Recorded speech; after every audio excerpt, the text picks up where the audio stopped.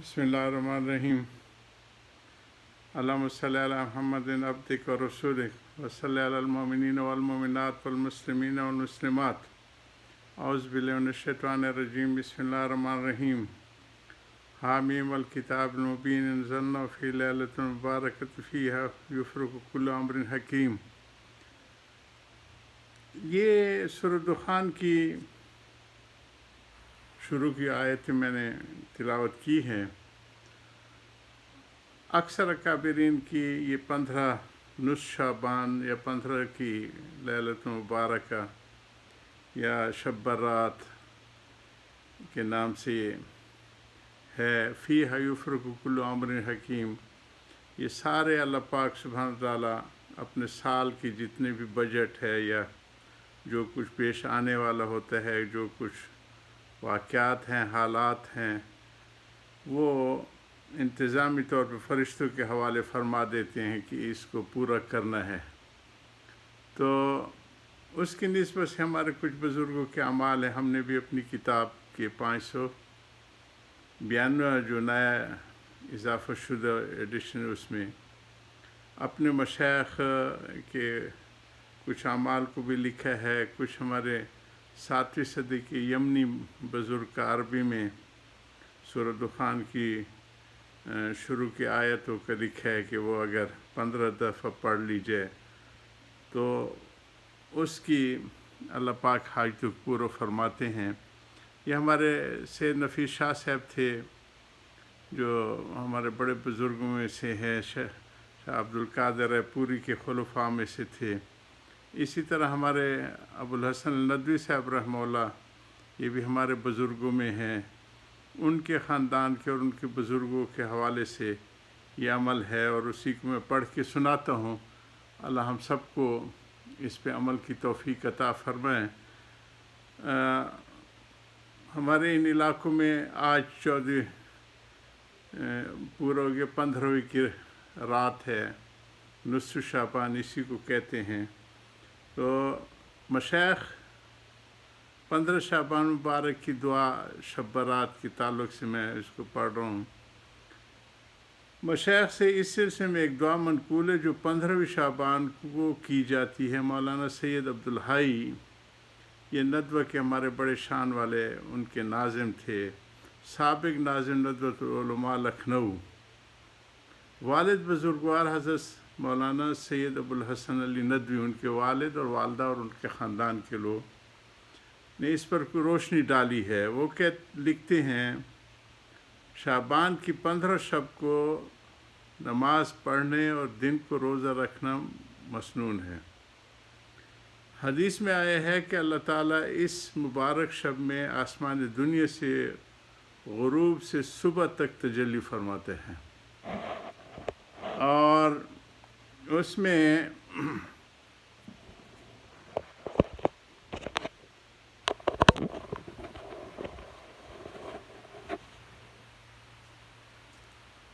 तजल्ली फरमाते हैं और इरशाद फरमाते हैं कि जो शख्स अपने गुनाहों को बख्शवाना चाहता है वो आए,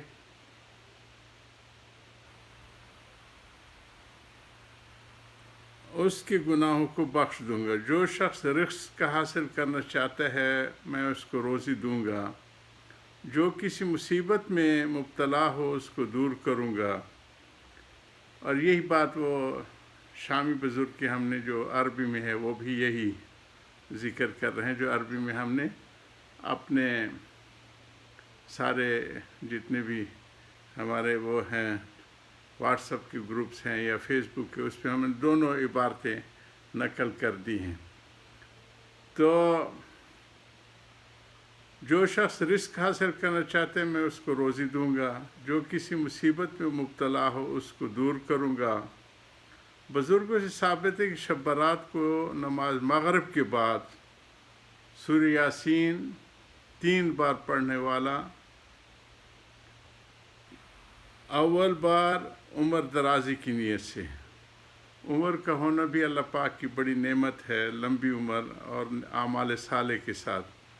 दूसरी बार बलाओं को दफ़ा करने के वास्ते और तीसरी बार اللہ کے سوا کسی اور کا محتاج نہ ہونے کے لیے، اور ہر بار سورہ یاسین کے بعد درج ذیل دعا ایک بار پڑھے۔ اس کا ترجمہ بھی ہم نے اس کتاب میں لکھ دیا ہے۔